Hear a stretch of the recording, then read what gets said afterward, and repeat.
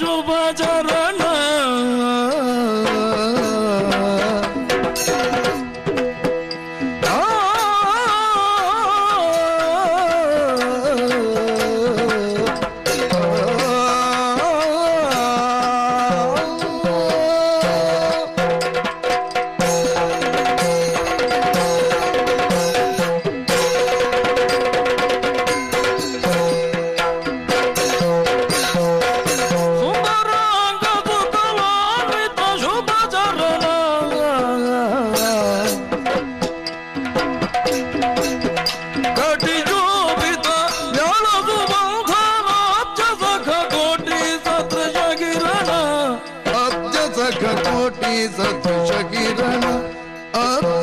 ಕೋಟಿ ಸದೃಶ ಕಿರಣ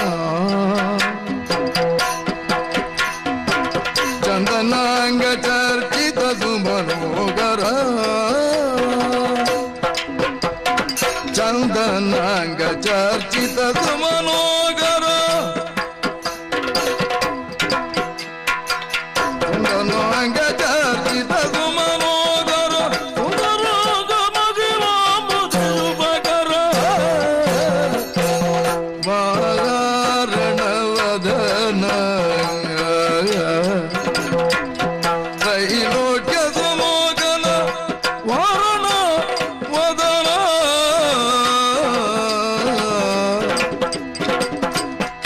ವಾರಣಾಸ್ಯ ವರದಾಯಕ ಸನ್ನುತ ನಾರದಾದಿ ಮುನಿ ವಂದಿತ ಪದಯುಗ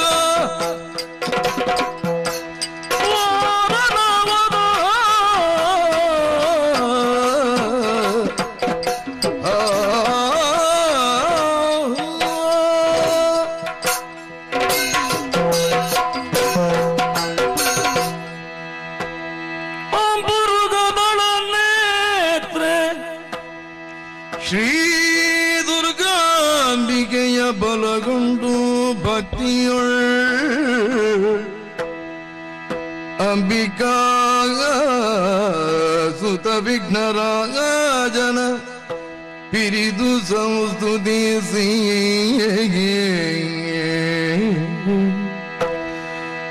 ಅಂಬುನಿಧಿಯಾತ್ಮಜೆಗೆ ಕೈ ಮುಗಿದು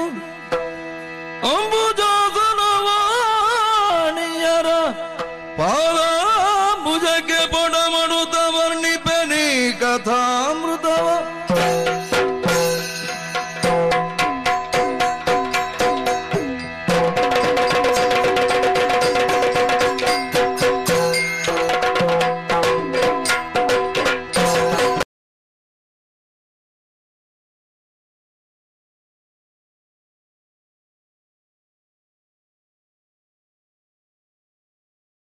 ನಮಸ್ಕಾರ.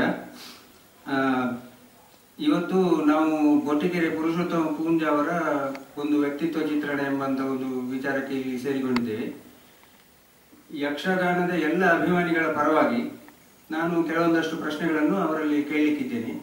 ಇದು ಕೇವಲ ನನ್ನ ಒಂದು ವೈಯಕ್ತಿಕ ಒಂದು ಸೆಲ್ಫ್ ಇಂಟ್ರೆಸ್ಟ್ ಅಂತ ಏನು ಹೇಳ್ತೇವೆ, ಅದರಿಂದಾಗಿ ನಾನು ಇದನ್ನು ಮಾಡುವಂಥದ್ದು, ಬೇರೆ ಯಾವುದೇ ಉದ್ದೇಶ ಇದರಲ್ಲಿ ಇಲ್ಲ. ಇದನ್ನು ಮಾಡಿ ನಾವು ಎಲ್ಲ ಕಲಾಭಿಮಾನಿಗಳಲ್ಲಿ ಇದನ್ನು ಹಂಚಿಕೊಳ್ಳುವ ಒಂದು ಉದ್ದೇಶ ಕೂಡ ನನ್ನಲ್ಲಿ ಇದೆ. ಮೊದಲಿಗೆ ಪುರುಷೋತ್ತಮ ಪೂಂಜ ಅವರ ಒಂದು ಸಣ್ಣ ವಿವರದೊಂದಿಗೆ ನಾನು ಶುರು ಮಾಡ್ತೇನೆ. ಗೊಟ್ಟಿಗೆರೆ ಪುರುಷೋತ್ತಮ ಪೂಂಜ ಅವರು 21 ಜೂನ್ 1953ರಂದು ಮಂಜನಾಡಿಯ ಬೊಟ್ಟಿಕೆರೆ ಎಂಬಲ್ಲಿ ಜನಿಸಿದರು. ತಂದೆ ದಿವಂಗತ ಬಿ ತ್ಯಾಂಬಣ್ಣ ಪೂಂಜ, ತಾಯಿ ದಿವಂಗತ ಬಿ ಜಲಜಾ ಪೂಂಜ. BSc ಡಿಗ್ರಿಯನ್ನು ಇವರು ಮಾಡಿರ್ತಾರೆ. ಇವರ ಯಕ್ಷಗಾನದ ಗುರುಗಳು ಆನೆಗುಂದಿ ಗಣಪತಿ ಭಟ್ರು ಹಾಗೂ ಹೊಸಹಿತ್ಲು ಮಹಾಲಿಂಗ ಭಟ್ರು. ಯಕ್ಷಗಾನದ ಒಟ್ಟು ಅನುಭವ 39 ವರ್ಷ. ಉಪ್ಪಳ ಭಗವತಿ ಮೇಳದಲ್ಲಿ 1, ಮುಂಬೈ ಗೀತಾಂಬಿಕಾ ಮಂಡಳಿಯಲ್ಲಿ 7 ವರ್ಷ, ಪುತ್ತೂರು ಮೇಳದಲ್ಲಿ 2 ವರ್ಷ, ಕರ್ನಾಟಕ ಮೇಳದಲ್ಲಿ 5 ವರ್ಷ, ಸದ್ಯ ಕಟೀಲು ಮೇಳದಲ್ಲಿ 23 ವರ್ಷಗಳಿಂದ ಪ್ರಧಾನ ಭಾಗವತರಾಗಿ ಸೇವೆ ಸಲ್ಲಿಸ್ತಾ ಇದ್ದಾರೆ. ಇವರು ರಚಿಸಿದ ಕನ್ನಡ ಪೌರಾಣಿಕ ಪ್ರಸಂಗಗಳಲ್ಲಿ ವಧು ವೈಶಾಲಿನಿ, ಉಭಯ ಕುಲ ಬಿಲ್ಲೋಜ, ನಳಿನಾಕ್ಷ ನಂದಿನಿ, ಮಾನಿಷಾದ, ಕ್ಷಾತ್ರಮೇಧ, ರಾಜಾದೃಪದ, ಮಾತಂಗ ಕನ್ಯೆ,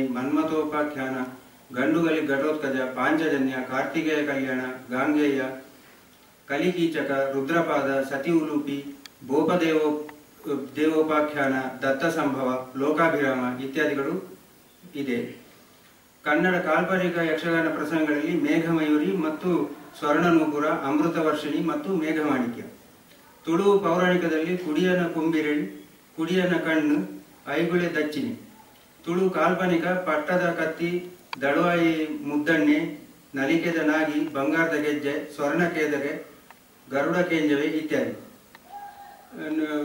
ಕೇವಲ ಪ್ರಸಂಗ ಮಾತ್ರವಲ್ಲದೆ ನೃತ್ಯ ರೂಪಗಳಲ್ಲಿ ಕೂಡ ಶ್ರೀಯುತರು ಕೆಲಸ ಮಾಡಿದ್ದಾರೆ. ಕನ್ನಡ ನೃತ್ಯ ರೂಪಕ ಅಂಧಕ ನಿಧಾನ, ಭುವನಾಭಿರಾಮ, ತುಳುವಲ್ಲಿ ಜೇವು ಕೇದಗೆ. ಒಂದು ಮಕ್ಕಳ ನಾಟಕವನ್ನು ಕೂಡ ರಚಿಸಿದ್ದಾರೆ, ಹಿತ್ತಾಳೆ ಕಿವಿ, ಕನ್ನಡ ಮಕ್ಕಳ ನಾಟಕ. ಪತ್ನಿ ಶೋಭಾ, ಪುತ್ರರು ಜೀವಿತೇಶ, ಬಿಕಾಮ್ ಆಗಿ ಈಗ CA ಮಾಡ್ತಾ ಇದ್ದಾರೆ. ಪರೀಕ್ಷಿತ್ ಇಂಜಿನಿಯರಿಂಗ್ ಸೆಕೆಂಡ್ ಇಯರ್ ವಿದ್ಯಾರ್ಥಿ. ಹವ್ಯಾಸ ಓದು, ಸಂಗೀತ, ಕ್ರೀಡೆಗಳು. ಇವಿಷ್ಟು ಪುರುಷೋತ್ತಮ ಪೂಂಜರ ಸಣ್ಣ ವ್ಯಕ್ತಿತ್ವ ಚಿತ್ರಣ. ನಮಸ್ಕಾರ. ನಮಸ್ಕಾರ. ಭಾಗವತ್ರೆ, ನಿಮ್ಮ ಹತ್ರ ಯಕ್ಷಗಾನಕ್ಕೆ ಸಂಬಂಧಿಸಿದ ಕೆಲವು ವಿಚಾರಗಳನ್ನು ನಿಮ್ಮಲ್ಲಿ ಕೇಳಬೇಕು ಅನ್ನೋ ಉದ್ದೇಶದಿಂದ ನಾವು ಬಂದದ್ದೀವಿ. ಸಂತೋಷ. ನಾವು ಪ್ರಥಮವಾಗಿ ಯಕ್ಷಗಾನ ಕ್ಷೇತ್ರಕ್ಕೆ ಪಾದಾರ್ಪಣೆ ಮಾಡಿದ ಹಿನ್ನೆಲೆಯನ್ನು ತಾವು ದಯವಿಟ್ಟು ತಿಳಿಸಿ. ಯಕ್ಷಗಾನಕ್ಕೆ ನಾನು ಒಬ್ಬ ಕಲಾವಿದನಾಗಿ ಪ್ರವೇಶ ಮಾಡಿರುವಾಗ ನಿಜವಾಗಿ ಕಲಾವಿದನಾಗಿರಲಿಲ್ಲ. ನನ್ನ ಪ್ರವೇಶವೇ ಅನಿರೀಕ್ಷಿತವಾಗಿ. ನಾನು ಕೈರಂಗನ ಶಾಲೆಯಲ್ಲಿ, ದುಗಜರಗಟ್ಟೆ ಶಾಲೆಯಲ್ಲಿ 6ನೇ ಕ್ಲಾಸಿನ ವಿದ್ಯಾರ್ಥಿಯಾಗಿದ್ದಾಗ ಅಲ್ಲಿ ಒಂದು ಶಾಲಾ ವಾರ್ಷಿಕ ದಿನಾಚರಣೆಯ ಸಂದರ್ಭದಲ್ಲಿ ಒಂದು ನಾಟಕಕ್ಕಾಗಿ ಇಲ್ಲಿ ತರಬೇತಿ ನಡೆಯುತ್ತಾ ಇತ್ತು. ಅದು ದಿವಂಗತ ಪೆರ್ಲ ಕೃಷ್ಣ ಭಟ್ರು ಬರೆದಂತಹ ತಾಳಮದ್ದಳೆ ಎಂಬ ಒಂದು ಪ್ರಹಸನ. ಅದರಲ್ಲಿ ಎಲ್ಲ ಶಿಕ್ಷಕರೇ ಪಾತ್ರಧಾರಿಗಳಾಗಿದ್ದದ್ದು. ಅದರಲ್ಲಿ ಒಂದು ಭಾಗವತನ ಪಾತ್ರ ಮಾಡಲಿಕ್ಕೆ ಶಿಕ್ಷಕರಲ್ಲಿ ಯಾರೂ ಸಿಗಲಿಲ್ಲ. ಅದಕ್ಕಾಗಿ ನಾನು ಭಜನೆ ಎಲ್ಲ ಚೆನ್ನಾಗಿ ಮಾಡ್ತಾ ಇದ್ದೆ ಆ ವಯಸ್ಸಿನಲ್ಲಿ. ಹಾಗೆ ನನ್ನ ಸ್ವರವು ಒಳ್ಳೆದುಂಟು ಎಂಬ ಉದ್ದೇಶದಿಂದ ನನ್ನನ್ನು ಆ ಪಾತ್ರಕ್ಕೆ ಆರಿಸಿದರು. ಆಮೇಲೆ ಅದಕ್ಕೆ ಬೇಕಾದಂಥ ತರಬೇತಿಯನ್ನು ಕೊಟ್ಟು ಈ ಯಕ್ಷಗಾನದ ಒಂದು ಕೆಲವು ತಾಳದ ಪದ್ಯಗಳನ್ನು ಹಾಡಲಿಕ್ಕೆ ಇತ್ತು. ಅದರಲ್ಲಿ ಅಂಗದ ಸಂಧಾನದ ಪ್ರಸಂಗದ ಪದ್ಯ. ಅದರಲ್ಲಿ ಒಂದು ಗಣಪತಿ ಸ್ತುತಿ, ಮೊದಲು ಗಜಮುಖದವಗೆ ಗಣಪಗೆ ಅಂತ, ಆಮೇಲೆ ಸಾರಿಗೊಂದರೆ ಪಾಪವಿಲ್ಲ ಅಂತ ರಾಮನ ವಧ, ಆಮೇಲೆ ಇದು ಅಂಗದನ ಭಾನುಮಾರ್ಗವನಡರಿ ದುರ್ಗವ ಅಂತ ಇಂಥ ಒಂದು 3-4 ಪದ್ಯ ಇತ್ತು. ಅದಕ್ಕೆ ಬೇಕಾಗುವಷ್ಟು ಅಲ್ಲಿ ನನಗೆ ಯಕ್ಷಗಾನದ ಗುರುಗಳೇ ಆಗಿದ್ದಂಥ, ಅಂದರೆ ಅಲ್ಲಿ ಆ ಕಾಲದಲ್ಲಿ ಯಕ್ಷಗಾನದ ಗುರುಗಳಾಗಿದ್ದಂಥ ತ್ರಿವಿಕ್ರಮ್ ಭಟ್ ಮತ್ತು ಆನೆಗೊಂಡಿ ಗಣಪತಿ ಭಟ್ರು ಕೂಡ ಇದ್ರು. ಅವರ ತಮ್ಮ ಕೂಡ ಈ ನಾಟಕದಲ್ಲಿ ಒಂದು ಪಾತ್ರ ವಹಿಸಿದ್ರು. ಹಾಗೆ ಅದರಲ್ಲಿ ಭಾಗವತನ ಪಾತ್ರ ಅದೊಂದು ಪ್ರಹಸನ ಅಷ್ಟೇ ಮಾಡಿದ ನನಗೆ ಯಕ್ಷಗಾನದ ಒಂದು ಸಣ್ಣ ರೂಪದ ಪರಿಚಯ ಆದದ್ದೇ ಆ ಘಟನೆಯಿಂದ. ಆಮೇಲೆ ಕ್ರಮೇಣ ನಮ್ಮ ಕೈರಂಗಳದಲ್ಲೂ ಯಕ್ಷಗಾನ ಸಂಘ ಇತ್ತು, ಗೋಪಾಲಕೃಷ್ಣ ಯಕ್ಷಗಾನ ಸಂಘ ಅಂತ. ಆಮೇಲೆ ನಾವು ಹಸೇಗುಳಿಯಲ್ಲಿ ಕೂಡ ತಾಳಮದ್ದಳೆ ಸಂಘ ಇತ್ತು. ಹೀಗೆ ಆ ಸಂಪರ್ಕ ಬೆಳೆದು ಬೆಳೆದು ಯಕ್ಷಗಾನದ ಕುರಿತಾದಂತಹ ಒಂದು ಆಕರ್ಷಣೆ ಬೆಳೆಯಿತು. ಆಮೇಲೆ ನಾನು ಹೈಸ್ಕೂಲ್ನಲ್ಲಿರುವಾಗಲೇ ಸಾಹಿತ್ಯದ ಒಂದು ಆಸಕ್ತಿಯು ಬೆಳೆಯಿತು. ಅದರಲ್ಲಿ ನಾನು ಸ್ವಲ್ಪ ಮಟ್ಟಿಗೆ ಏನಾದರೂ ಬರೆಯುವ ಹವ್ಯಾಸ ಇಟ್ಟುಕೊಂಡಿದ್ದೆ. ಸಣ್ಣ ಸಣ್ಣ ಕವಿತೆಗಳು, ಆಮೇಲೆ ಸಣ್ಣ ಪ್ರಬಂಧಗಳು, ಸಣ್ಣ ಕತೆ ಹೀಗೆ ಬರೆಯೋದು. ಆನಂದಾಶ್ರಮ ಹೈಸ್ಕೂಲ್ನಲ್ಲಿರುವಾಗ ಅಲ್ಲಿ 4 ಹೌಸ್ ಅಂತ ಮಾಡ್ತಾ ಇದ್ರು, ವಿದ್ಯಾರ್ಥಿಗಳನ್ನು ವಿಭಾಗಿಸಿ. ಈ 4 ಹೌಸಿನ ಪ್ರಮುಖ ವಿದ್ಯಾರ್ಥಿಗಳು ಸೇರಿ ಒಂದು ಶಾಲಾ ಅಂತದ್ದು ಮ್ಯಾಗಝಿನ್ ಮಾಡೋ ಕ್ರಮ ಇತ್ತು. ಅದರಲ್ಲಿ ನಮ್ಮ ಹೌಸಿನ ಅದರ ನಿರ್ದೇಶನ ನನಗೆ ಸಿಕ್ಕಿತ್ತು, ಅಂದ್ರೆ ಒಂದು ಸಂಪಾದಕರ ತರಹ. ಹಾಗಾಗಿ ಆ ಗೃಹ ಸಂಚಿಕೆ ಅಂತಲೇ ಅದನ್ನು ಕರೆಯುತ್ತಿದ್ದದ್ದು. ಅಂದ್ರೆ ಪ್ರತಿಯೊಂದು ಹೌಸಿನ ಸದಸ್ಯರು ಸೇರಿ ಅವರ ಹೌಸಿನಲ್ಲಿ ಯಾರ್ಯಾರೆಲ್ಲ ಬರೆಯುವವರಿದ್ದಾರೆ ಅವರಿಂದ ಅದನ್ನು ಕಲೆಕ್ಟ್ ಮಾಡಿ ನಮ್ಮ ಶಾಲಾ ಇದರಲ್ಲಿ ಬೋರ್ಡ್ನಲ್ಲಿ ಅದನ್ನು ಹಾಕ್ತಿದ್ದೆವು. ಅದರಲ್ಲಿ ನಮ್ಮ ಹೌಸಿನ ಆ ಸಂಪಾದಕನ ಸ್ಥಾನ ನನಗೆ ಸಿಕ್ಕಿತ್ತು. ಆಮೇಲೆ ಶಾಲಾ ಅಧ್ಯಾಪಕರು ಕೂಡ ನನ್ನ ಸಾಹಿತ್ಯದ ಅಭಿರುಚಿಯನ್ನು ಗಮನಿಸಿ ನನಗೆ ಒಳ್ಳೆ ಒಳ್ಳೆ ಪುಸ್ತಕಗಳನ್ನು ಓದಲಿಕ್ಕೆ ಲೈಬ್ರರಿಯಿಂದ ಅವರೇ ಸಿಲೆಕ್ಟ್ ಮಾಡಿಕೊಳ್ತಾ ಇದ್ರು. ಹಾಗೆ ಸಾಹಿತ್ಯದ ಒಂದು ಸಂಪರ್ಕ ನಿರಂತರವಾಗಿ ಉಳಿಯಿತು. ಕಾಲೇಜಿಗೆ ಹೋದ ನಂತರ ಆ ವಯಸ್ಸಿಗಾಗಲೇ ಪ್ರಖ್ಯಾತ ಸಾಹಿತಿಗಳ ಒಳ್ಳೊಳ್ಳೆ ಕೃತಿಗಳನ್ನು ನಾನು ಓದಿಯಾಗಿದೆ.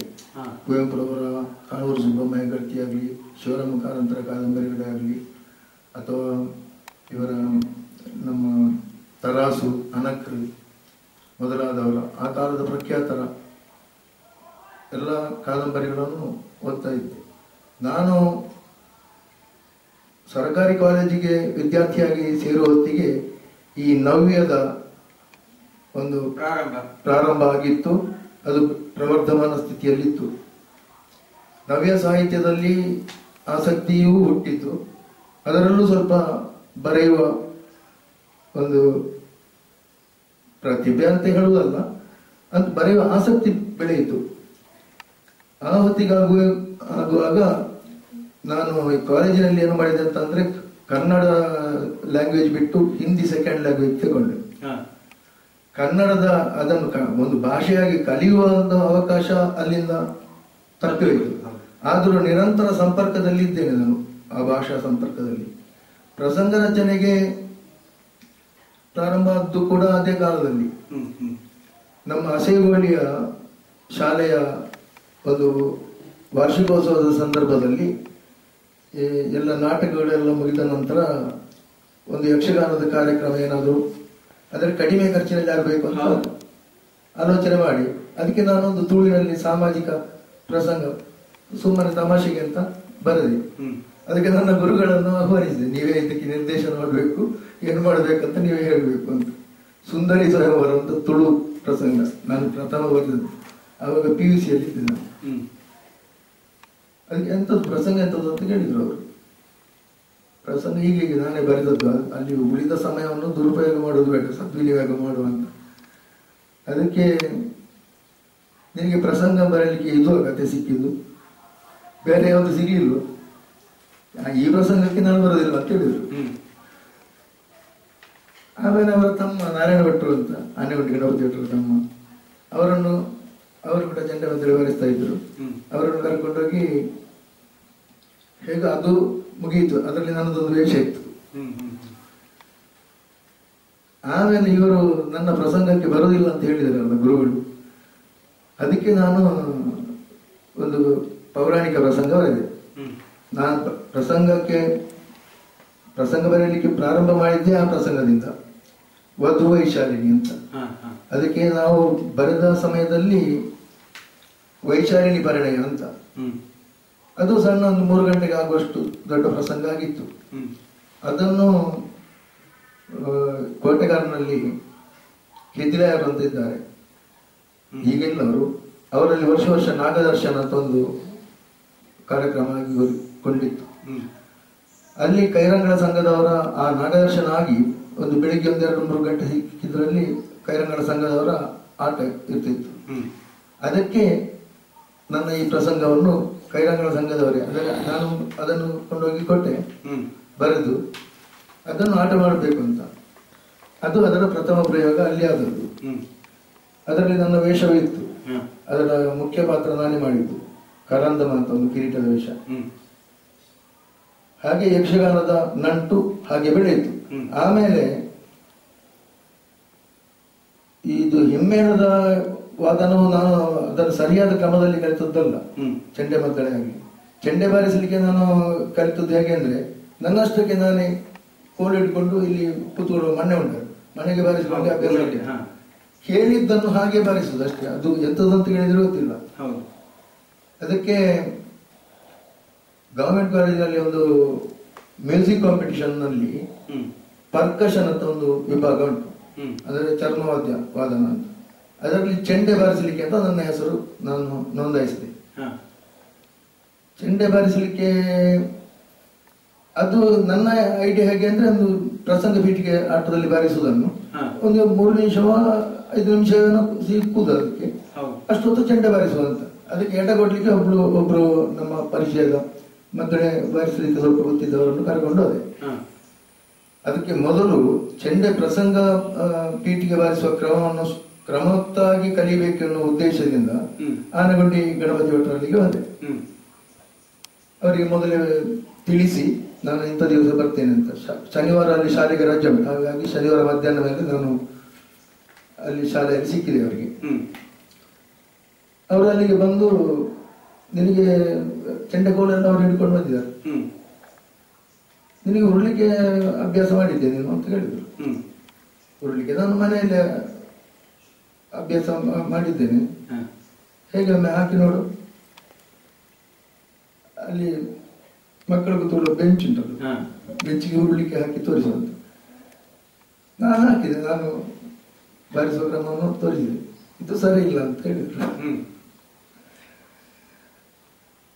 ಹಾಗಾದ್ರೆ ಹೇಗೆ ಸರಿಯಾದ ಕ್ರಮ ಹೇಗೆ ಅಂತ ತೋರಿಸಿಕೊಟ್ರು. ಇದನ್ನು ಅಭ್ಯಾಸ ಮಾಡುದು. ಅದಕ್ಕೆಂದು 2-3 ವರ್ಷ ಬೇಕಾದಿತ್ತು. ನನಗೆ ಒಂದು 10 ದಿವಸ ಏನೂ ಇಲ್ಲ ಇಲ್ಲಿ ಕಾರ್ಯಕ್ರಮಕ್ಕೆ. ಹಾಗೆ ನನಗೆ ಅದು ಉರುಳಿಕೆ ನಾನು ನಿಧಾನವಾಗಿ ಅಭ್ಯಾಸ ಮಾಡಿಕೊಂಡು ಹೋಗ್ತೇನೆ, ನೀವು ಅದು ಸ್ಟೆಪ್ ಬೈ ಸ್ಟೆಪ್ ಹೇಗೆ ಅಂತ ನನಗೆ ಹೇಳಿಕೊಡಿ ಅಂತ ಅವರು ಒಂದು 3-4 ಸ್ಟೆಪ್ ಬಾರಿಸಿ ತೋರಿಸಿಕೊಟ್ರು. ಅದನ್ನು ಹೋಗಿ ಚೆಂಡೆಯಲ್ಲಿ ಬಾರಿಸಿದ ನಾನು ಕಾಂಪಿಟಿಷನ್ ದಿವಸ. ಅದಕ್ಕೆ ಫಸ್ಟ್ ಪ್ರೈಸ್ ಸಿಕ್ಕಿತ್ತು. ನಗೆ ಹೊತ್ತು ನನಗೆ. ಆದ್ರೆ ಇದನ್ನು ಬಿಡಬಾರ್ದು ಅಂತ ಆಮೇಲೆ ಅವರಲ್ಲಿ ಕಲಿತೆ ಮದ್ದಳೆ ಸಮೇತ. ಅಂದ್ರೆ ಉಳಿದವರು ಕಲಿತ ಹಾಗೆಲ್ಲ, ಹಾಗೆ ಹಿಮ್ಮೇಳದ್ದು ಹಾಗಾಯ್ತು.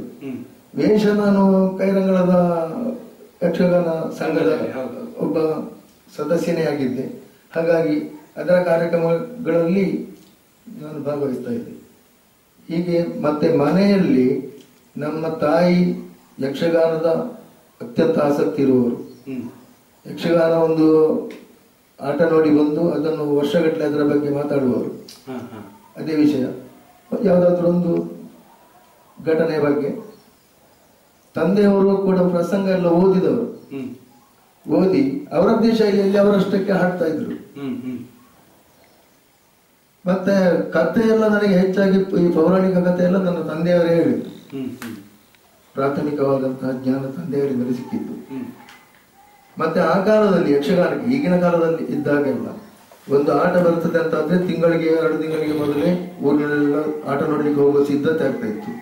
ಮಕ್ಕಳೆಲ್ಲ ಗೇರು ಬೀಜ ಸಂಗ್ರಹಕ್ಕೆ ಹೋಗಿ ಅದರಿಂದ ಸಿಕ್ಕಿದ್ದನ್ನು ಟಿಕೆಟಿಗೆ ಅಂತ ಅಲ್ಲ, ಆಗ 8ನೇ ಇಟ್ಟದ್ದು ಇದಕ್ಕೆ ಟಿಕೆಟಿಗೆ, ನೆಲದ ಸೀಟಿಗೆ.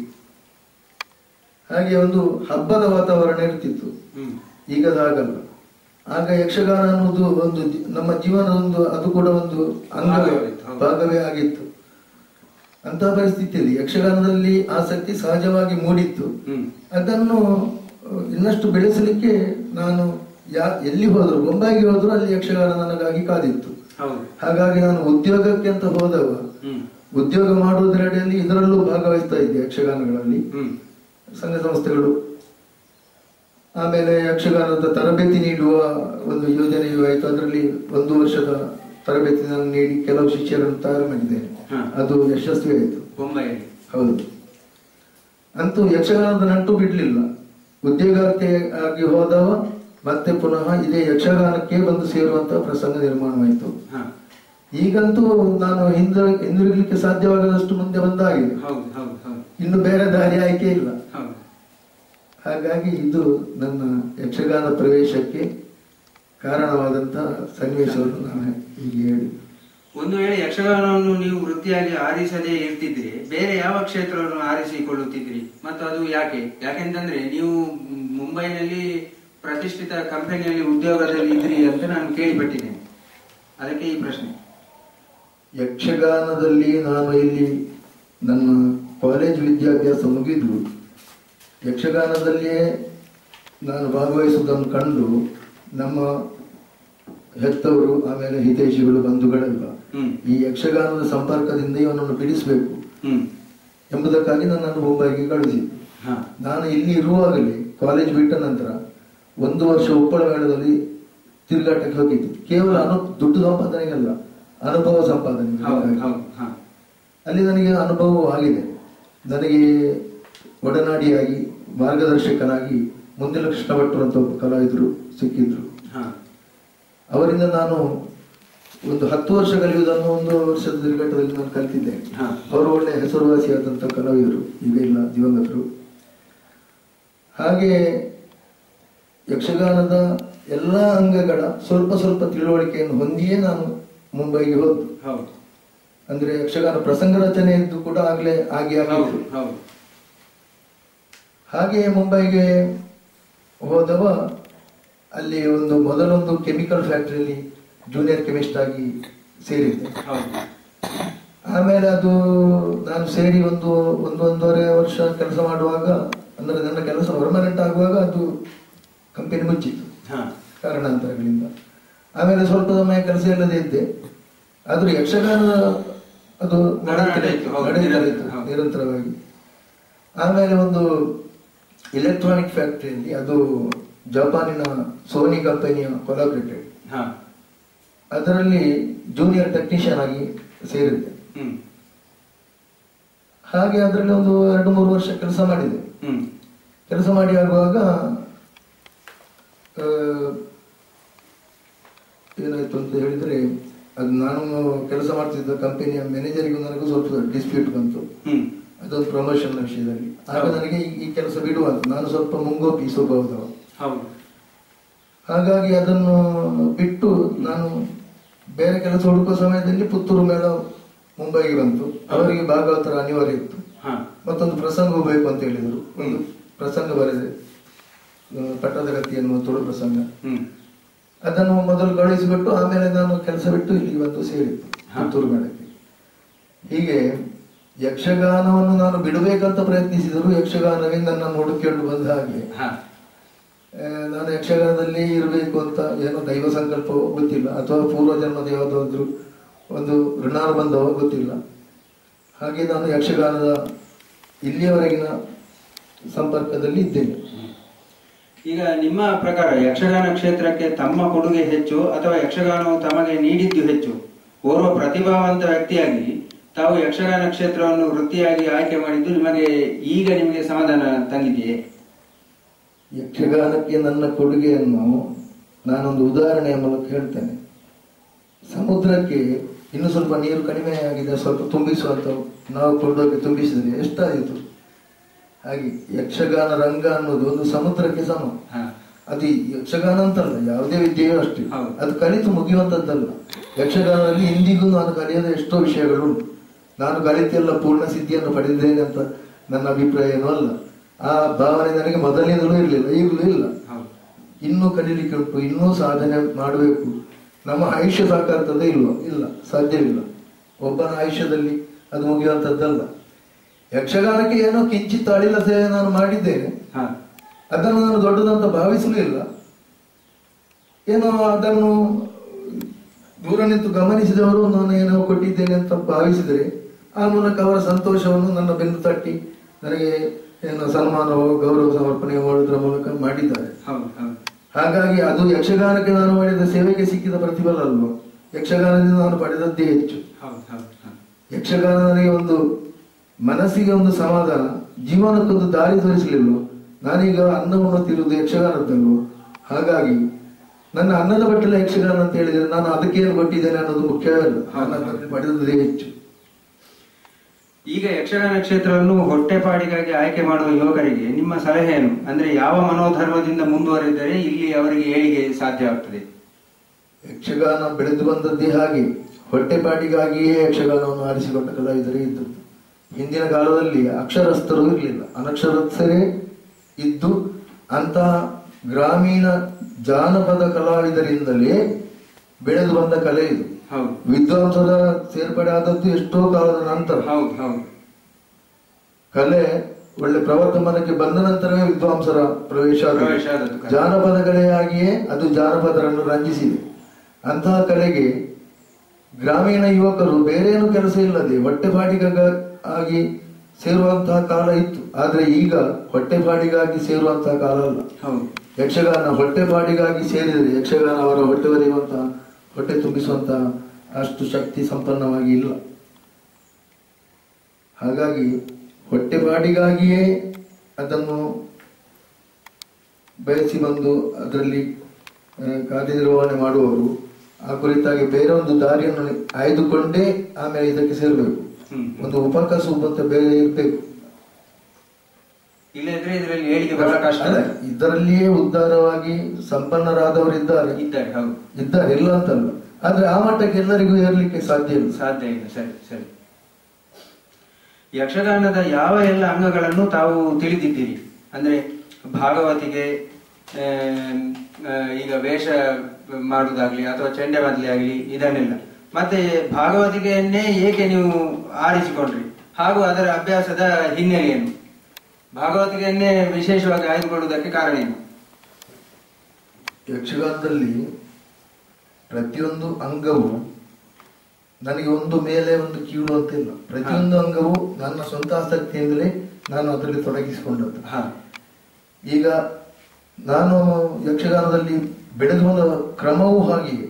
ನಾನು ಮೊದಲು ಈ ಹವ್ಯಾಸಿ ಯಕ್ಷಗಾನ ಕಾರ್ಯಕ್ರಮಗಳಿಗೆ ಹೋಗುತ್ತಿದ್ದಾಗ ಒಂದು ವೇಷಕ್ಕೆ ಅಂತ ಕರೆಯುತ್ತಾರೆ. ಆಮೇಲೆ ಇನ್ನ ವೇಷದ ಒಂಚೂರು ಚೆಂಡೆಮದ್ಲೆ ಬಿಟ್ಲಿ ಅಂತ ಹೇಳುವ ಕರೆಯುವವರು ಹಾಗೆ ಹೇಳಿರ್ತಾರೆ. ಅಥವಾ ಒಂದು 4 ಪದ ಮಂಡದ ಪಕ್ಕ ಒಂದು ಪಕ್ಕದ ಪ್ರಸಂಗ ಒಂದು ವೇಷ ಅನ್ಕೊಳ್ಳಿ ಹೀಗೆ ಹೇಳುವವರಿದ್ರು. ಕೆಲವು ಸಂದರ್ಭದಲ್ಲಿ ಏನಾಗ್ತಿತ್ತು ಅಂದ್ರೆ ಭಾಗವತಿಗೆ ಅಂತ ಬಂದ ಅವರ ವ್ಯಕ್ತಿಗೆ ಒಂದು ಅರ್ಧ ಗಂಟೆ ಪದ ಹೇಳುವಾಗ ಸ್ವರ ಹೋಗುದು. ಎಷ್ಟೋ ಸಲ ಹಾಗೆ ಆಗಿದೆ. ತೆಂಕಬೈಲು ತಿರುಮಲೇಶ್ವರ ಶಾಸ್ತ್ರಿ ಅವರಿಗೆ ಮೊದಲು ಸ್ವರ ನಿಲ್ಲುತ್ತಿರ್ಲಿಲ್ಲ ಇಡೀ ರಾತ್ರಿ ಪದ ಹೇಳಲಿಕ್ಕೆ. ಎಷ್ಟೋ ಆಟಗಳಲ್ಲಿ ಅವರ ಸ್ವರ ಹೋದಕ್ಕೆ ನಾನು ನನ್ನ ವೇಷದ ಬಣ್ಣ ಕಳಚಿ ಬಣ್ಣ ತೆಗೆದು ನಾನು ಭಾಗವತಿಗೆ ಕೂತಂದಿದೆ. ಈ ಚಂಡಮಾತಳಿಗೆ ಬರುವವರು ಬರದಿದ್ದು ಹೊತ್ತಿಗೆ ಸರಿಯಾಗಿ ಬಾರ ಇದ್ರಿ ಮುಂಜಾನೆ ಆಟ ಸರಿ ಪಡ್ತು ಮತ್ತೆ ಸುತ್ತುಕೊಳ್ಳಿ ಅಂತ. ಅದು ಈಗಲೂ ಆಗ್ತಾ ಉಂಟು. ನಾನು ಹೋದ ಕೂಟಗಳಲ್ಲಿ ಎಲ್ಲ ಕಡೆ ಆಗ್ತದೆ. ಹಾಗೆ ಪ್ರತಿಯೊಂದರಲ್ಲೂ ನಾನು ಕೈಯಾಡಿಸಿದರು ಅದು ದೊಡ್ಡದು ಇದು ಸಣ್ಣದು ಅಂತ ಭಾವಿಸಲಿಲ್ಲ. ಮತ್ತೆ ಪ್ರಸಂಗ ರಚನೆಗೆ ಹೇಗೆ ನಾನು ಕೈ ಹಾಕಿದ್ದು ಹೇಳಿದ್ದೇನೆ. ಅದು ಮತ್ತೆ ಅದೊಂದು ಹವ್ಯಾಸವಾಗಿ ಅದು ಕೂಡ ಬೆಳೆಯುತ್ತಲೇ ಬಂತು ಪ್ರಸಂಗ ಬರೆಯುವುದು. ಹಾಗಾಗಿ ಎಲ್ಲಾ ಅಂಗಗಳಲ್ಲೂ ನಾನು ಕೈಯಾಡಿಸಿದ ನಂತರ ಈ ಭಾಗವತಿಗೆಯನ್ನೇ ಆಯ್ದುಕೊಳ್ಳಲಿಕ್ಕೆ ಕಾರಣ ಉಂಟು. ಭಾಗವತಿಗೆ ಪ್ರತಿಯೊಂದು ಅಂಗಗಳ ಮೇಲೂ ಕಮಾಂಡ್ ಇರುವಂತಹ ಒಂದು ಸ್ಥಾನ. ಭಾಗವತನ ಸ್ಥಾನ ಅನ್ನೋದು ನಿರ್ದೇಶಕನ ಸ್ಥಾನ. ನಿರ್ದೇಶಕನ ಸ್ಥಾನವನ್ನು ಪರಿಪೂರ್ಣವಾಗಿ ತುಂಬಬೇಕಿದ್ರೆ ಅಷ್ಟು ಸಾಧನೆಯೂ ಬೇಕು, ಅಷ್ಟು ಸಾಮರ್ಥ್ಯವೂ ಬೇಕು. ಹಾಗಾಗಿ ಯಕ್ಷಗಾನದ ಎಲ್ಲಾ ಅಂಗಗಳ ಪರಿಚಯವೂ ನನಗಾಗಿ ಅದರಲ್ಲಿ ಒಂದು ಸ್ವಲ್ಪವಾದರೂ ಸಿದ್ಧಿ ನನಗೆ ಬಂದ ನಂತರ ಭಾಗವತಿಗೆ ಆದೀತು. ನನ್ನ ಯಾವ ಆಶಯ ಇದ್ದರೂ ಯಾವ ಲಕ್ಷ್ಯ ಇದ್ದರೂ ಅದನ್ನು ಸೇರ್ಲಿಕ್ಕೆ ಇದೇ ಸ್ಥಾನ ಆದೀತು ಅಂತ ಹೇಳಿ ಮತ್ತೆ ಪ್ರಸಂಗ ರಚನೆಯು ಮಾಡಿದ ನಂತರ ಮತ್ತೆ ದೈವದತ್ತವಾಗಿ ಸ್ವಲ್ಪ ಸ್ವರ ಒಳ್ಳೆದಿತ್ತು. ಬಲಯುತವಾದಂತಹ ಸ್ವರ ಅಲ್ಲದಿದ್ರು ಸ್ವರ ಒಳ್ಳೆದಿತ್ತು. ಹೌದು. ಹಾಗೆ ಭಾಗವತಿಗೆ ಆದೀತು ಅಂತ ಎಲ್ಲ ನನ್ನ ಹಿತೈಷಿಗಳು ಹೇಳಿದ ಕಾರಣ ಭಾಗವತಿಗೆಯನ್ನೇ ನಾನು ಆಯ್ದುಕೊಂಡೆ. ಈಗ ಯಕ್ಷಗಾನಕ್ಕೆ ನೃತ್ಯ, ಸಂಗೀತ, ಸಾಹಿತ್ಯ ಆದಿಯಾಗಿ ಬೇರೆ ಬೇರೆ ವಿಚಾರಗಳು ಸೋದರ ಕಲೆಗಳಿಂದ ಎರವಲು ಪಡೆಯುವುದು ಬೇಕಾ? ಅಥವಾ ಬೇಕಿದ್ರೆ ಎಷ್ಟು ಪ್ರಮಾಣದಲ್ಲಿ ಬೇಕು? ಅಥವಾ ಬೇಡ ಅಂತ ಹೇಳುದಿದ್ರೆ ಯಾಕೆ ಬೇಡ? ಕಲೆಗಳಲ್ಲಿ ಈ ಕೊಡುಕೊಳ್ಳುವ ಈ ವಿನಿಮಯ ಕ್ರಿಯೆ ಅದು ಆಗುತ್ತಲೇ ಇರ್ತದೆ. ಯಾವ ಕಲೆಯು ನಿಂತ ನೀರಾಗಬಾರದು, ಅದು ಹರಿಯುವ ನೀರಾಗಬೇಕು. ಮತ್ತೆ ಸಾಂದರ್ಭಿಕವಾದಂತಹ ಪರಿಷ್ಕಾರಗಳು ಪ್ರತಿಯೊಂದು ಕಲೆಯಲ್ಲೂ ಆಗುತ್ತಾ ಇವೆ. ಹೌದು, ಅದು ಸಹಜ ಅಲ್ವಾ?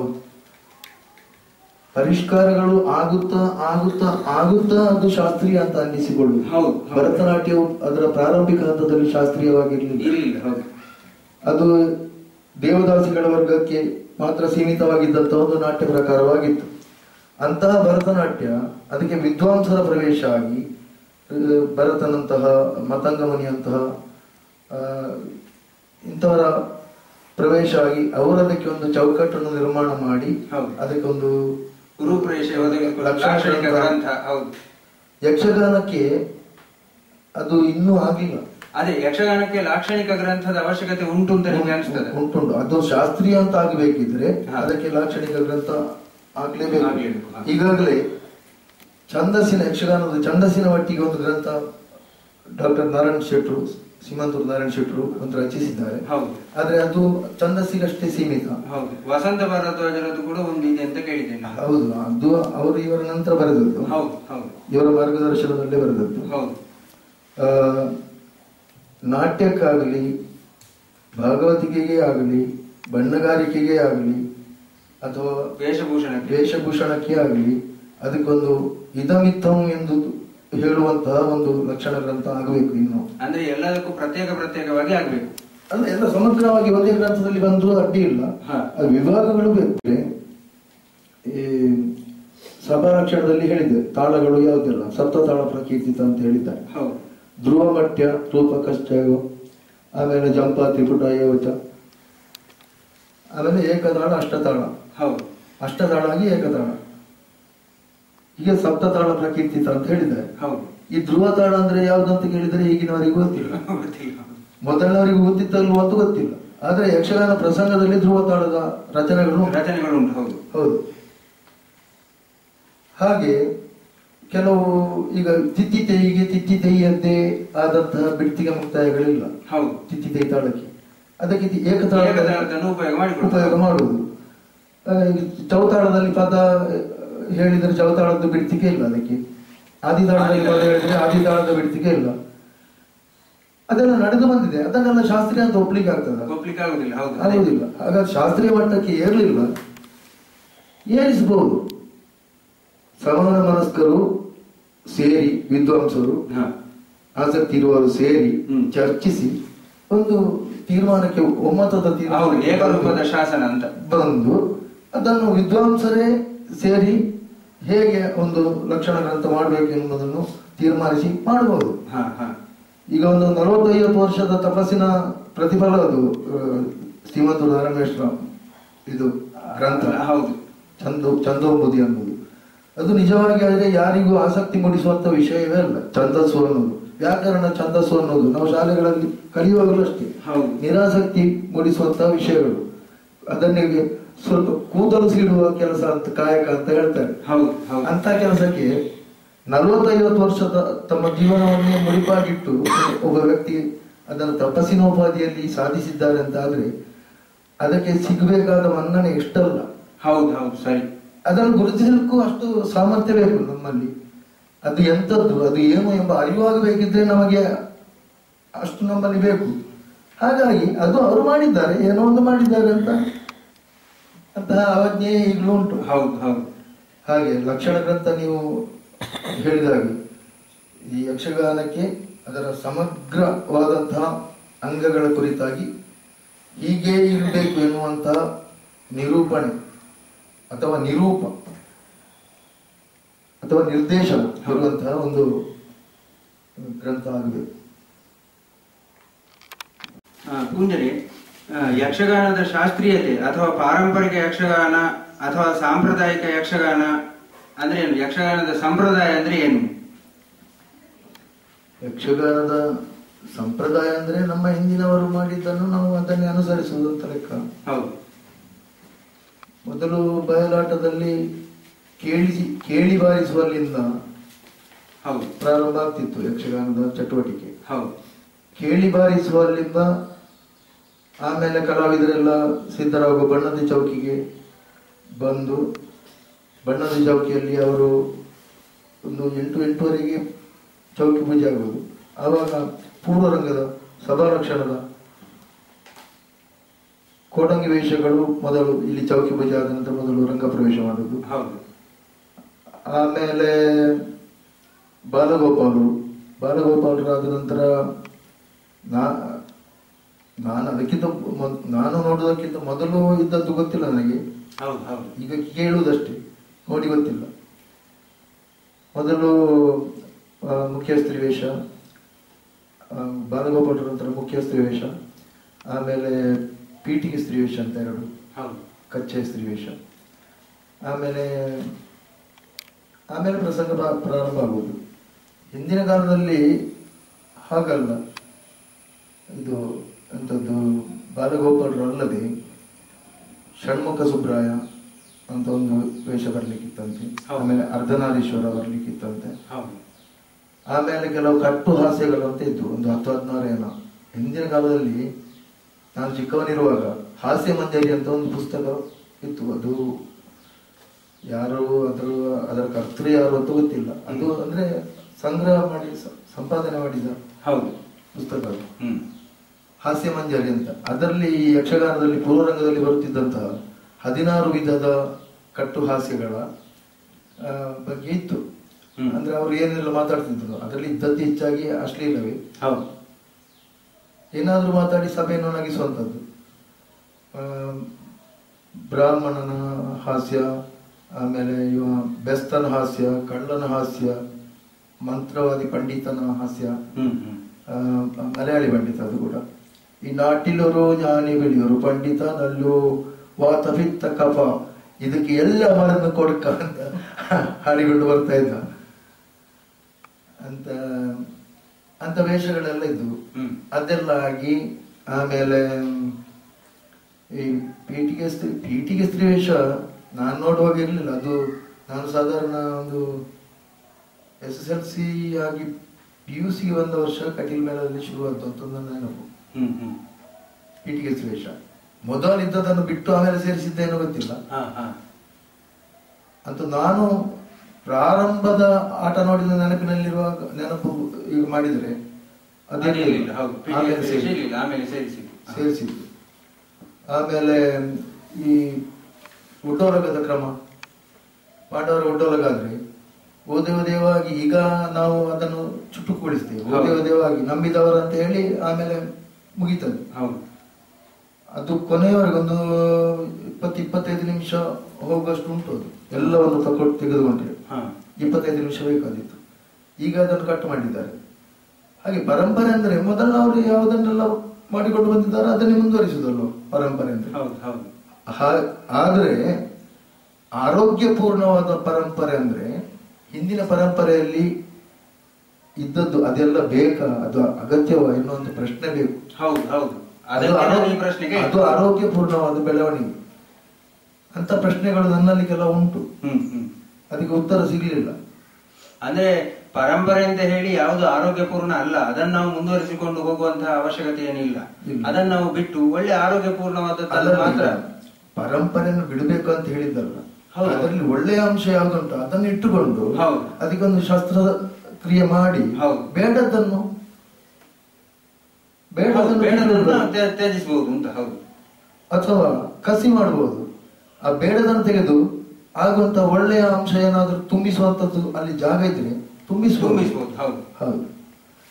ಹಾಗೆ ಈಗ ಸಭಾಲಕ್ಷಣದಲ್ಲಿ ಅಂತ ಕೆಲವು ಅಂಶಗಳೆಲ್ಲ ಉಂಟು. ನಾನು ನೋಟ್ ಮಾಡಿದಾಗೆ ಈ ಪೀಠಿಗೆ ಸ್ತ್ರೀ ವೇಷದಲ್ಲಿ ಪದ್ಯಗಳೆಲ್ಲ ಕೆಲವು ಯಾವ ಭಾಷೆ ಅಂತಲೇ ಗೊತ್ತಾಗದಾಗೆ ಕೆಲವು ಪದ್ಯಗಳು ಉಂಟು. ಉದಾಹರಣೆಗೆ ಮಟ್ಟೆದಾಳದ ಪದ್ಯ, ಪಂಪಾಲ್ ಬಲ ಪಯಮಾರ್ ಬಲ ಮುಮ್ಮಾರ್ ಬಲ ಎರೆಯಂ ಅಂತ ಒಂದು ಪದ್ಯ ಉಂಟು. ಅದು ಯಾವ ಭಾಷೆ ಅಂತ ನನಗೆ ಇನ್ನೂ ಗೊತ್ತಾಗ್ಲಿಲ್ಲ. ಆಮೇಲೆ ಗಣಪತಿ ಕೌತುಕದಲ್ಲಿ ಬರ್ತದೆ 6-3 ತಿರುಮಾಗ 3 ಮಾಗ ಅಂತೆಲ್ಲ. ಉಗುರ್ದಿ ಅಂತೆಲ್ಲ ಬರ್ತದೆ.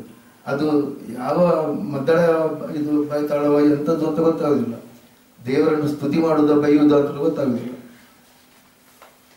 ಪೂರ್ವರಂಗದ ಉದ್ದೇಶವೇ ದೇವತಾ ಸ್ತುತಿ ಅಂತ ಆದ್ಮೇಲೆ ಅದು ಸ್ತುತಿಯೋ ನಿಂದೆ ಅಂತ ಗೊತ್ತಾಗದೇ ಇರುವಂತದ್ದು ಯಾಕೆ ಬೇಕು? ಅಂತ ಸಾಹಿತ್ಯವನ್ನು ಬದಲಿಸಿ ಸ್ವಚ್ಛ ಕನ್ನಡದ ಅಚ್ಚ ಕನ್ನಡದ ಸಾಹಿತ್ಯ ರಚನೆಗೆ ಸಾಧ್ಯ ಇಲ್ವೋ? ಅಂತ ಸಾಹಿತ್ಯಗಳು ಎಷ್ಟೋ ಹೊಂದಿದ್ದಾರೆ. ಯಾರಿಗೂ ಆಗಿದ್ರೆ ನಾನು ನನ್ನಿಂದ ಕೂಡಿದಷ್ಟು ನಾನು ಬರೆದು ಕೊಟ್ಟೇನೆ. ಹಾಗೆ ಅಂತ ಕ್ರಮ ತುಂಬಾ ಉಂಟು. ಪ್ರಶ್ನಾರ್ಹವಾದಂತ ಕೆಲವು ಪರಂಪರಾಗತ ರೂಢಿಗಳೆಲ್ಲ ಅಂತದ್ದುಂಟು. ಅಂಥದ್ದನ್ನೆಲ್ಲ ಚಿಕಿತ್ಸಕ ದೃಷ್ಟಿಯಿಂದ ನೋಡಿ ಅದಕ್ಕೆ ಆರೋಗ್ಯಪೂರ್ಣವಾದಂತಹ ಬದಲಾವಣೆಯನ್ನು ತಂದ್ರೆ ಪರಂಪರೆಯಾಗಿಯೇ ಆರೋಗ್ಯಪೂರ್ಣವಾಗಿ ಮುಂದುವರಿತದೆ. ಈಗ ಪ್ರಸಂಗದ ರಚನೆಯಲ್ಲಿ ಪ್ರಸಂಗದ ಆಶಯ ಅಂದ್ರೆ ಏನು, ಅದನ್ನು ಈಡೇರಿಸುವ ಹೊಣೆಗಾರಿಕೆ ಯಾರ್ದು? ಅಂದ್ರೆ ಕವಿಯದ್ದ ಅಥವಾ ರಂಗಕ್ಕೆ ತರುವ ನಿರ್ದೇಶಕ ಸ್ಥಾನದಲ್ಲಿರುವ ಭಾಗವತನದ್ದ ಅಥವಾ ಕಲಾವಿದನದ್ದ? ಆಶಯ ಎಂಬಲ್ಲಿ ಪ್ರಸಂಗಕರ್ತನದ್ದೇ ಆಶಯ ಮುಖ್ಯ ಆಗುವುದು. ಯಾಕೆಂದ್ರೆ ಪ್ರಸಂಗಾರ್ಥ ಬರೆಯದೇ ಇದ್ರೆ ನಾವು ಆಶಯವನ್ನು ತುರುಕ್ಲಿಕ್ಕೆ ಆಗ್ತದ ಉಳಿದವರು.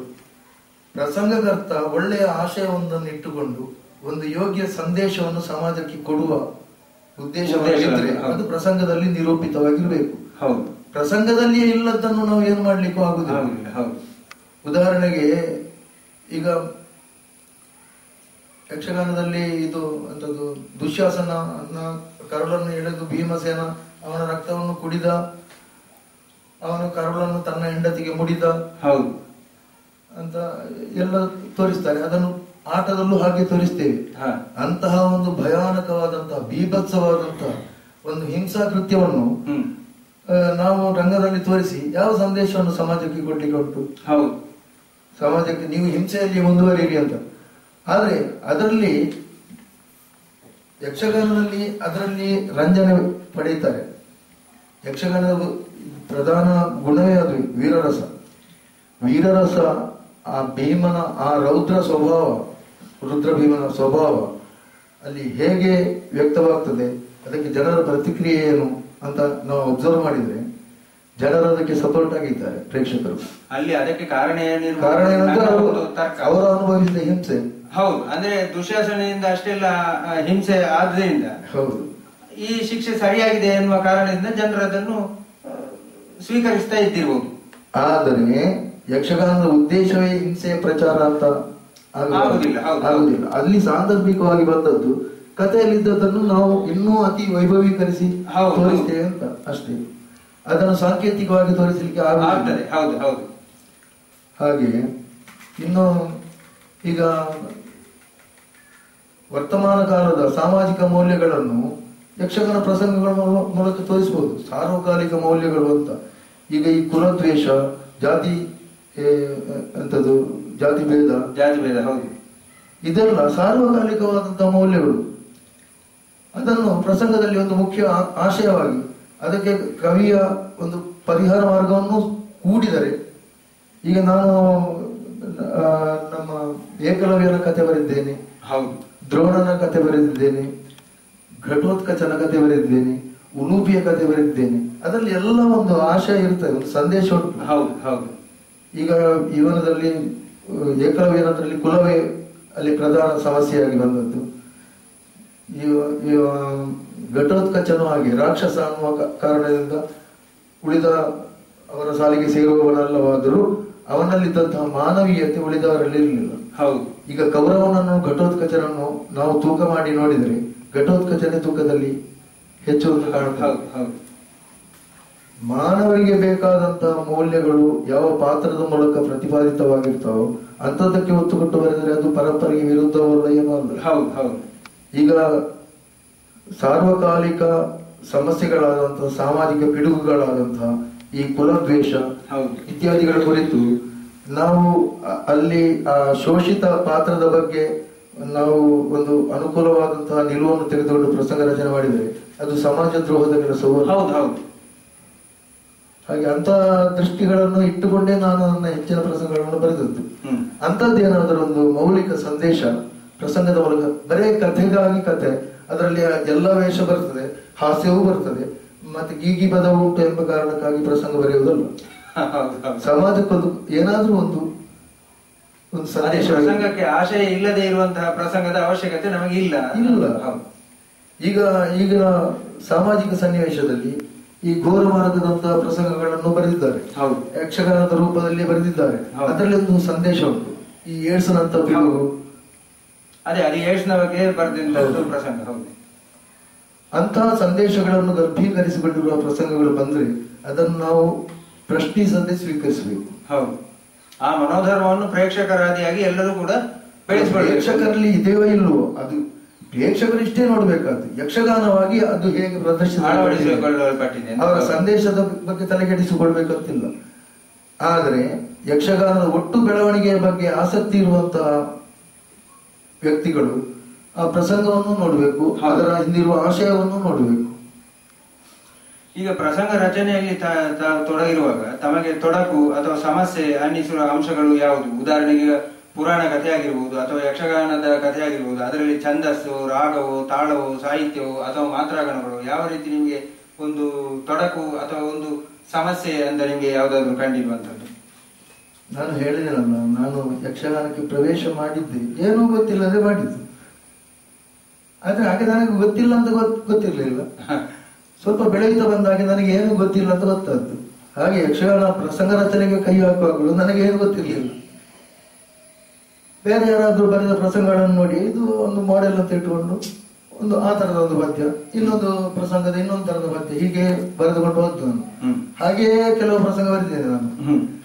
ಆಮೇಲೆ ಯಕ್ಷಗಾನದ ಪ್ರತಿಯೊಂದು ಪದ್ಯಕ್ಕೂ ಅದರದ್ದೇ ಆದ ಒಂದು ಲಕ್ಷಣ ಉಂಟು ಎಂಬುದೆಲ್ಲ ಗೊತ್ತಾದ್ದು ದೊಡ್ಡ ವಿದ್ವಾಂಸರ ಪರಿಚಯ ಎಲ್ಲ ಆದ ನಂತರ. ಹೌದು, ಅವರ ನನಗೆ ಕೆಲವು ಪ್ರಸಂಗಗಳಿಗೆ ತುಳು ಪ್ರಸಂಗ ಎಲ್ಲ ಬರೆಯುವಾಗ ನಾನು ಮೊದಲಿಗೆ ಮಾಡೆಲ್ ಆಗಿ ಇಟ್ಟದ್ದು ಅನಂತರಾಮ್ ಬಂಗಾಡಿ ಅವರನ್ನು.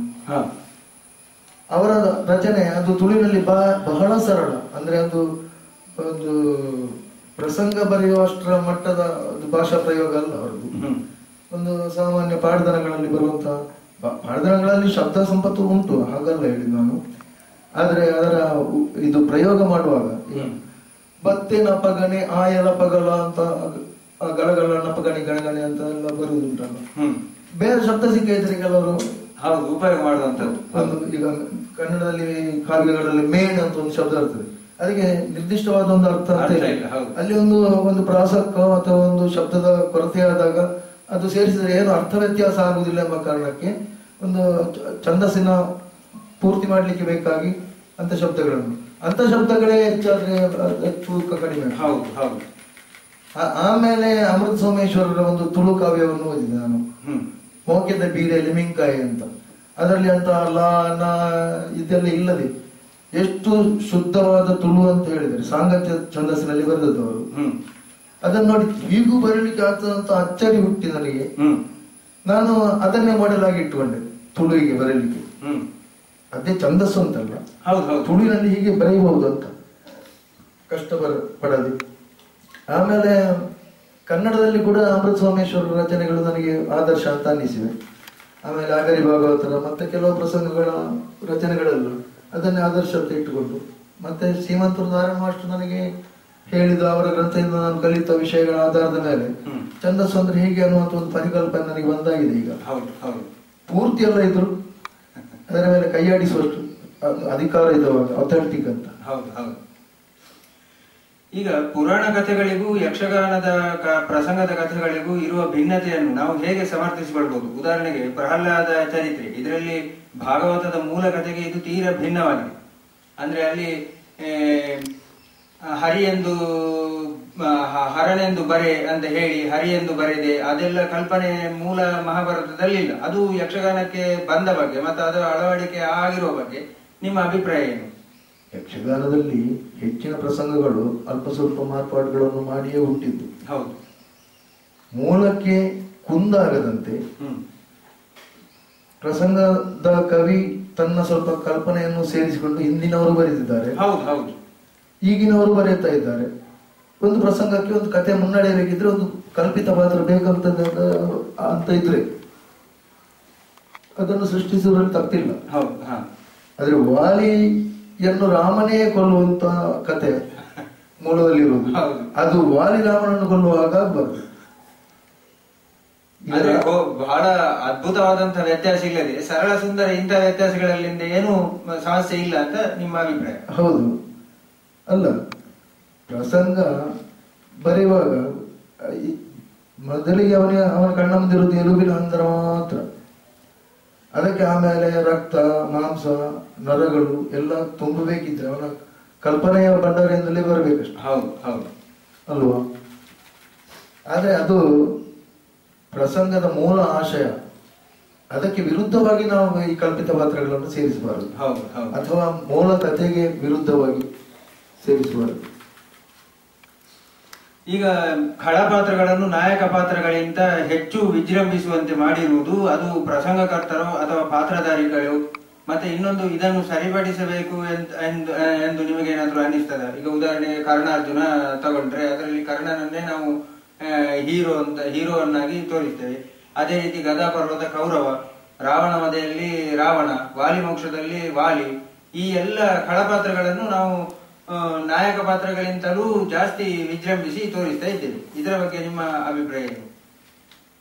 ಯಕ್ಷಗಾನದಲ್ಲಿ ಹಿಂದೆ ಇರಲಿಲ್ಲ. ಹಿಂದೆ ರಾವಣ ವಧೆಯ ರಾವಣ ಇದು ಕೇಸರಿ ದಟ್ಟಿ ವೇಷ ಆಗ್ತಿದ್ದದ್ದು. ಹೌದು ಹೌದು. ಆಮೇಲೆ ಇವರು ಹರಿದಾಸರು ವಿದ್ವಾಂಸರು ಎಲ್ಲ ರಂಗ ಪ್ರವೇಶ ಮಾಡಿದ ನಂತರ ರಾವಣ ವಧೆಯ ರಾವಣ ನಾಟಕೀಯ ರಾವಣ ಬಂತು. ನಾಟಕೀಯ ರಾವಣ ಮಾತಾಡುವವ, ಅವರಿಗೆ ಕುಣಿತವೂ ಗೊತ್ತಿಲ್ಲ. ಹೌದು. ಬರೇ ಮಾತಿನ ಮಂಟಪದಲ್ಲಿ ಅವರ ಕೌಶಲ್ಯ ಎಲ್ಲ ವ್ಯಕ್ತವಾಗ್ತಿತ್ತು. ಹಾಗಾಗಿ ಕೆಲವರು ಏನು ಮಾಡಿದ್ರು ಅಂತಂದ್ರೆ, ಈ ವಿದ್ವಾಂಸರಾದವರು ರಾವಣನ ಪಾತ್ರ ಚಿತ್ರಣ ಅಲ್ಲ, ರಾವಣನ ವಕೀಲನಾಗಿ ರಂಗ ಪ್ರವೇಶ ಮಾಡಿದವರು.